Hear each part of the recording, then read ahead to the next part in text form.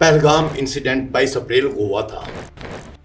उसके बाद से अब तक इंडियन पार्लियामेंटेरियन, पॉलिटिशियंस, अवाम, मुल्क के अंदर और मुल्क के बाहर कुछ सवाल पूछती आ रही थी मोदी गवर्नमेंट से, जिसका कोई जवाब नहीं दे रहा था, जिसमें मुकम्मल खामोशी।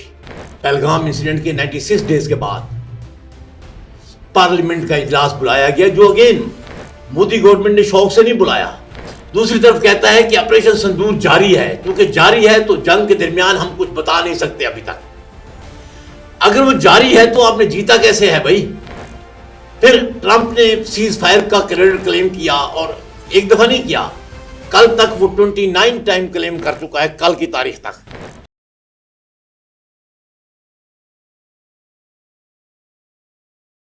पहलगाम इंसिडेंट 22 अप्रैल को हुआ था, और उस पहलगाम के तनाजुर में पाकिस्तान इंडिया की जो कन्फ्लिक्ट है मई का, वो 15 दिन बाद हो गया था। उसके बाद से अब तक इंडियन पार्लियामेंटेरियन, पॉलिटिशियंस, अवाम, मुल्क के अंदर और मुल्क के बाहर कुछ सवाल पूछती आ रही थी मोदी गवर्नमेंट से, जिसका कोई जवाब नहीं दे रहा था, जिसमें मुकम्मल खामोशी। और इसके लिए कोई पार्लियामेंट का इजलास भी नहीं बुलाया गया। इस मंडे को कोई 96 डेज के बाद, पहलगाम इंसिडेंट के 96 डेज के बाद पार्लियामेंट का इजलास बुलाया गया, जो अगेन मोदी गवर्नमेंट ने शौक से नहीं बुलाया, बल्कि इंडियन पार्लियामेंट की एक ट्रेडिशन है, रिवायत है कि हमेशा मूनसून के स्टार्ट में एक मूनसून का इजलास होता है, जिसे मूनसून सेशन कहा जाता है। ये सेशन भी जो बुलाया गया है, ये उसी सिलसिले में है। इसमें सब तो कर रहे थे कि कुछ 6-7 क्वेश्चन हैं जो पिछले 90-95 दिन से पूछे जा रहे हैं, उसका जवाब देगा मोदी साहब और मोदी की गवर्नमेंट जो है, कम से कम पार्लियामेंट के फ्लोर पर। लेकिन इसमें क्या हुआ वो भी आपके सामने है। सवाल क्या थे कि पहलगाम किसने किया, कैसे किया? क्योंकि पहलगाम तो इंतहाई महफूज इलाका था, जहां सिक्योरिटी फोर्सेस डिप्लॉयड थी, और जो पहलगाम करने आए वो कहां से आए, कैसे आए, करने के बाद कहां चले गए, किधर गायब हो गए, कोई जवाब नहीं है। जबकि उसका इल्जाम जो है पाकिस्तान के ऊपर डाल दिया गया कि पाकिस्तान उसके पीछे है, उसके बैक में है। उसका भी कोई सबूत, कोई एविडेंस नहीं है। ये एविडेंस अवाम नहीं मांग रही, पाकिस्तान भी मांग रहा। पाकिस्तान ने ऑफर की कि चलो जी एक थर्ड पार्टी इन्वेस्टिगेशन कर लेते हैं, लेकिन उसका भी कोई पॉजिटिव रिस्पांस नहीं आया। दूसरा सवाल क्या था कि 7 मई की रात को कितने लॉसेस हुए हैं? कोई जहाज गिरे हैं, नहीं गिरे? 9-10 को कोई और नुकसानात हुए हैं एयर बेसिस पे, लाइन ऑफ कंट्रोल पे, कि नहीं हुए? हुए हैं तो क्या हुए हैं? उस पर भी कोई जवाब नहीं है। इंटरेस्टिंगली, एक तरफ मोदी कहता है कि जी हमने जंग जीत ली, दूसरी तरफ कहता है कि ऑपरेशन सिंदूर जारी है, क्योंकि जारी है तो जंग के दरमियान हम कुछ बता नहीं सकते अभी तक। अगर वो जारी है तो आपने जीता कैसे है भाई? तीसरा जो सवाल पूछा जाता है कि इंडिया तो फॉरेन पॉलिसी में डिप्लोमेटिकली पाकिस्तान से हमेशा अबव द शोल्डर रहा है, हर इंसिडेंट में दुनिया इंडिया के साथ खड़ी होती थी। इस पहलगाम इंसिडेंट के पहले, उस दौरान, उसके बाद, मई जंग के बाद दुनिया का कोई मुल्क भी नहीं है जिसने इंडिया का यह बयानिया कबूल किया हो कि पाकिस्तान इसके पीछे, और उन्होंने पाकिस्तान को कंडम किया हो। Not a single country of the world. फिर ट्रंप ने सीज फायर का क्रेडिट क्लेम किया, और एक दफा नहीं किया, कल तक वो 29 टाइम क्लेम कर चुका है, कल की तारीख तक। जबकि मोदी और उसकी गवर्नमेंट के जो एहलकार हैं, उन्होंने हमेशा इसको डिनाई किया है। उन्होंने कहा नहीं है, जंग तो हमने खुद ही बंद की है, सीज फायर डीजीएमओ के दरमियान हुआ है, इसमें ट्रंप का कोई रोल नहीं है। तो पार्लियामेंटेरियन और स्पेशली अपोजिशन वो तवक्को कर रहे थे कि मोदी पार्लियामेंट के फ्लोर पे आकर कहेगा कि ट्रंप झूठ बोल रहा है, उसका क्रेडिट क्लेम करना नाजायज है। हमारे जहाज नहीं गिरे, लेकिन अनफॉर्चुनेटली मोदी और मोदी के तीन जो सतून हैं, उसका अमित शाह इंटीरियर मिनिस्टर, उसका federal minister defence minister Singh साहब, जयशंकर उसका फॉरेन मिनिस्टर, और वो खुद, चारों ने पार्लियामेंट में तकरीरें की। चारों ने इनमें से 80% सवालों के जवाब नहीं दिए, बल्कि 90%, और अपनी तकरीरों में 2-4 और सवाल छोड़ गए हैं, वो नए सवाल। मसलन डिफेंस मिनिस्टर ने और इवन फॉरेन मिनिस्टर दोनों ने कन्फेस किया, और मोदी साहब ने भी किया कि जी 7 तारीख को डिफेंस मिनिस्टर कहता है कि रात के 1:30 पे हमने पाकिस्तानी इलाके में मिसाइल फायर किए अपने जहाज़ों से। वो जो टारगेट थे इंफ्रास्ट्रक्चर, अलेज्ड इंफ्रास्ट्रक्चर था टेररिस्ट का, उन पे फायर किया। और 1:35 पे हमने डीजीएमओ को फोन कर दिया, उसे कहा कि जी हम एस्केलेशन नहीं चाहते, आप जवाब ना दें। हमने किसी मिलिट्री इंस्टॉलेशन पे फायर नहीं किया। बड़ी हंसी वाली बात है कि आप एक सॉवरेन न्यूक्लियर पावर को ये कह रहे हैं कि हमने आपके इंटरनेशनल बॉर्डर को वायलेट किया है, आपकी सॉवरेनिटी को तमाशा बनाया है, और आप हमें जवाब ना दें। आप एक न्यू नॉर्मल क्रिएट कर रहे हैं, और हम आपको उसका न्यू नॉर्मल जो है वो क्रिएट करने देंगे? ये आपने कैसे तस्वीर कर लिया? अगर आपको याद हो तो 2019 फरवरी में जो इंसिडेंट हुआ था बालाकोट का, उसमें भी एग्जैक्टली यही किया था मोदी गवर्नमेंट ने। रात को फायरिंग की, बालाकोट में 100 का 2-4 बम गिराया आकर, और फिर उनके डीजीएमओज ने हमारे डीजीएमओ को फोन किया कि जी हमने कोई एस्केलेशन नहीं चाहते, हमने बालाकोट में टेररिस्ट के कुछ अलग इलाके थे, उस पर हम बम गिरा दिए हैं, आप जवाब ना दें। पाकिस्तान ने उनको जवाब नहीं दिया, लेकिन सुबह पाकिस्तान ने मैदान जंग में जवाब दिया, लाइन ऑफ कंट्रोल क्रॉस की, ऑपरेशन स्विफ्ट रिटार्ट में ना सिर्फ अभिनंदन और उसका साथी का जहाज गिराया, बल्कि जो इंडियन ब्रिगेड हेडक्वार्टर जहां इंडियन आर्मी चीफ बैठा हुआ था, ब्रीफिंग सुन रहा था, उससे 500 गज के फासले पर पोस्टें गिरा दी पाकिस्तान ने, और साथ ही उस ब्रिगेड हेडक्वार्टर को लॉक किया और मैसेज किया, अगर चाहते तो हम चीफ ऑफ आर्मी स्टाफ जो है आपका इंडिया का, उसको भी हम खत्म कर सकते थे, लेकिन हम एस्केलेशन नहीं चाहते। तो उस वक्त भी इंडिया यही तवक्को कर रहा था कि मैं न्यू नॉर्मल सेट कर दूंगा और मैं इस तरह की नॉन एस्केलेटरी सो कार्ड मूव कर दूंगा, तो पाकिस्तान जवाब नहीं देगा। पाकिस्तान ने उस वक्त भी जवाब दिया था, और पाकिस्तान ने अभी भी जवाब देना था और दिया। 7 मई को वो जहाज जिन्होंने पाकिस्तान पे मिसाइल फायर किए थे, उनको तो पाकिस्तान ने उसी वक्त ही ढेर कर दिया। उसके अलावा 10 जहाज लॉक करके छोड़ दिए वार्निंग शॉट के तौर पर। फिर चारों ने, जो मोदी साहब हैं, उसका डिफेंस मिनिस्टर है, उसका फॉरेन मिनिस्टर है, वो कन्फेस कर रहे हैं कि रात 9 तारीख को रात को डीजे वैंस, वाइस प्रेसिडेंट अमेरिका का फोन आया है हमें, और उसने कहा कि जी पाकिस्तान बहुत बड़ा हमला करने वाला है आप पे। तो हमने कहा, मोदी कहते हैं, मैंने कहा कि जी अगर रुकता नहीं है तो फिर हम भी जवाब देंगे। कैसा जवाब दिया आपने? सुबह जब पाकिस्तान ने आपके 30 से 36 एयर बेसिस पे अटैक किया, आपके S-400 गिराए, आपके साइबर सिस्टम सारा जाम कर दिया, आपका इलेक्ट्रॉनिक वारफेयर से इलेक्ट्रॉनिक इक्विपमेंट जाम कर दिए, उस वक्त सिर्फ 3.5 घंटे पाकिस्तान ने टोटल लगाए, और आप घुटनों पे चले गए। आपने तो जवाब देना था। मकसद ये हुआ कि जो आप न्यू नॉर्मल क्रिएट करना चाहते थे वो नहीं हुआ।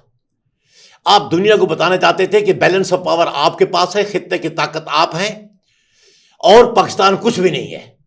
पाकिस्तान ने आपको बता दिया कि हम न्यूक्लियर डेटरेंस को इस्तेमाल नहीं करेंगे आपको रोकने के लिए, बल्कि हम आपके लिए हमारा अपना balance, conventional balance of power है, वो काफी है। हमने उन 3 घंटे की लड़ाई में ना सिर्फ वो conventional balance of power regain किया, बल्कि रीगेन करके दुनिया को दिखा दिया कि हम ये सस्टेन कर सकते हैं।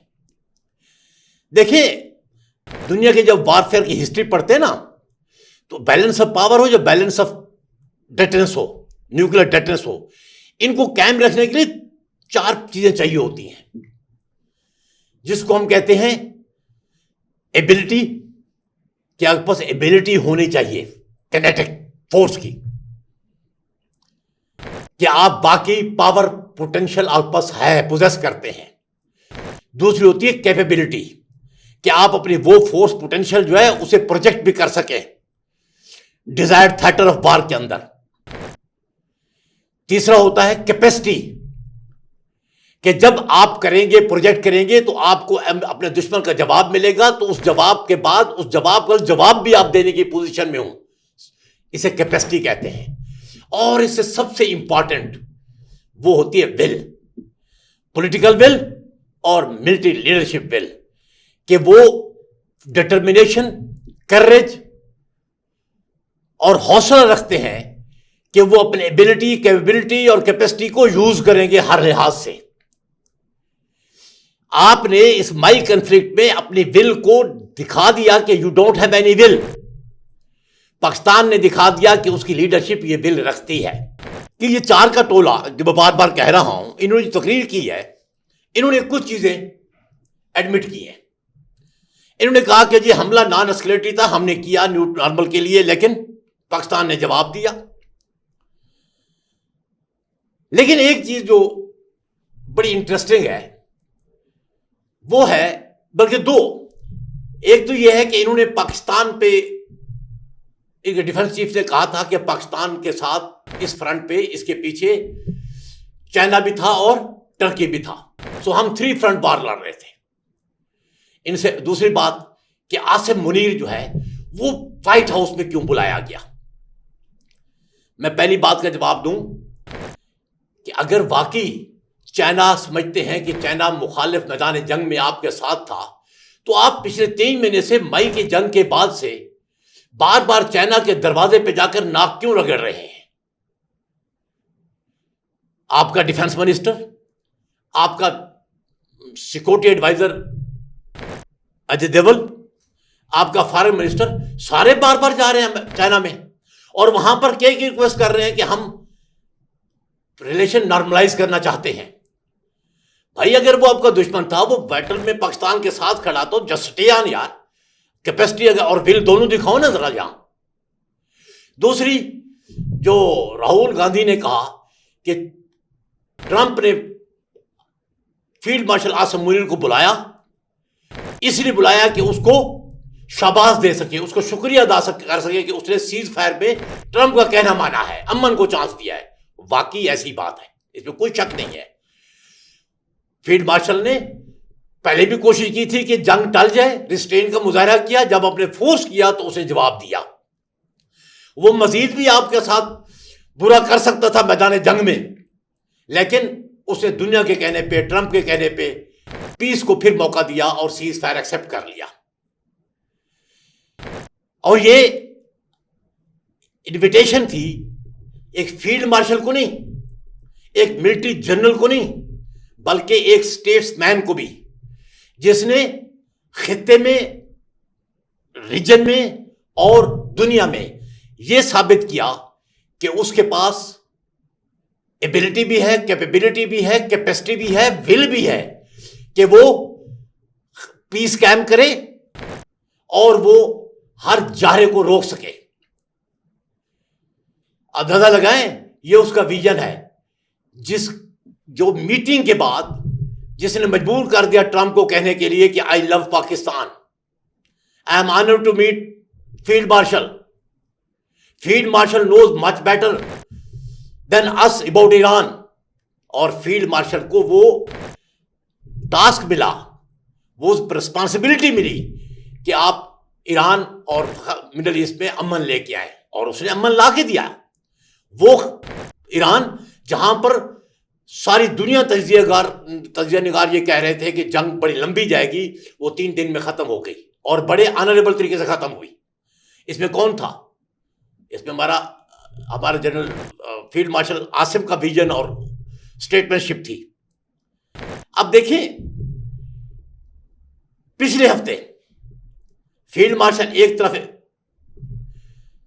चाइनीज सीनियर लीडरशिप से मिल रहा है और दूसरी तरफ अमेरिका में अमेरिकन फॉरेन मिनिस्टर से मिल रहा है। एक टाइम पे दो वर्ल्ड के जो राइवल वर्ल्ड पावर हैं उनके साथ दोनों सीनियर लीडर पाकिस्तान के मिल रहे हैं और दोनों तरफ से पाकिस्तान को एक पीस लविंग कंट्री का लक़ब मिल रहा है, pillar for peace and stability in region, ये टाइटल मिल रहा है। फील्ड मार्शल वहां से वापस आते हैं चाइना से, तो पिछले सैटरडे को सेंट्रल एशियन स्टेट और अमेरिकन सेंट्रल कमांड कमांडर वो GHQ बैठे हुए हैं अंडर हमारे फील्ड मार्शल, एक कॉन्फ्रेंस कर रहे हैं कि खित्ते में किस तरीके से पीस, स्टेबिलिटी, कनेक्टिविटी को बहाल किया जाए, किस तरीके से हम एक पीसफुल कोऑपरेशन कायम करें, खित्ता डेवलप हो और आपस में हमारी डिपेंडेंस हो। ये एजाज किसको जाता है और अंदाजा लगाएं कितनी जल्दी जा रहा है।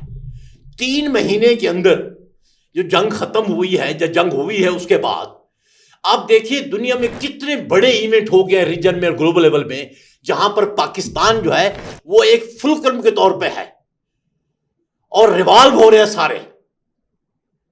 That speaks of vision and statesmanship. मैं last but not the least, मैं इंडिया को एक बार फिर वार्न करना चाहूंगा कि आपने ऑपरेशन सिंदूर तो सोकाल रोक लिया, ऑपरेशन महादेव के नाम से आपने 3 मासूम लोगों को मार दिया कि ये टेररिस्ट है विदाउट एनी प्रूफ अगेन, और उधर आप कश्मीरियों के ऊपर अपनी अट्रॉसिटी स्टार्ट कर दिया आपने, और साथ ही आपने अपनी प्रैक्टिस जो फितरतुल हिंदुस्तान और फितरतुल खवारिज है उनको भी आपने एक्सेलरेट कर दिया। बात आ जाए, फील्ड मार्शल ने कल बागदौल कहा है कि जिस तरीके से हमने इंडिया को नाक रगड़वा दिए हैं, इस तरीके से इसकी प्रॉक्सी भी हम एलिमिनेट कर देंगे। और चंद दिनों में देखिए प्रॉक्सी का क्या हो रहा है। कल का दिन देखें, कल बाजोड़ में क्या हुआ।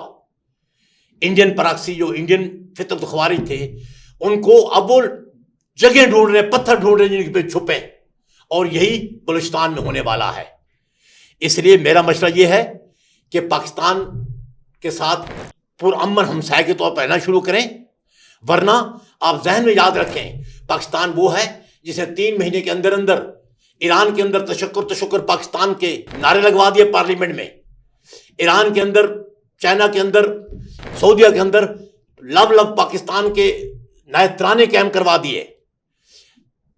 अजरबैजान की तरफ से पाकिस्तान को पीस कायम करने के लिए एक अड्डे की ऑफर हो गई और सेंट्रल एशियन स्टेट सारी पाकिस्तान की लीडरशिप में इकट्ठी हो गई। तो क्या होने वाला है अगर आप बाज ना आए? आपके बैकयार्ड में बांग्लादेश है, म्यांमार है, श्रीलंका है, आपके नॉर्थ में मालदीव है, भूटान है, नेपाल है, चाइना है। ये सारे के सारे इस पीस के खातिर, स्टेबिलिटी की खातिर पाकिस्तान के हम आवाज हैं। हम आवाज नहीं है बल्कि हाथ में हाथ डाला हुआ है और आप अकेले हैं। वो जो आपकी थी 70 साल की एक ड्रामा चल रहा था कि दुश्मन हमसाये दुश्मन होता है, वो हमसाये तुम्हारे दुश्मन तो होंगे शायद, बनाए हैं, लेकिन हमने उनको दोस्त बनाया है और उन हमसायों को भी दोस्त बनाया हुआ है। आप किन किन के साथ टकराओगे? पाश पाश हो जाओगे।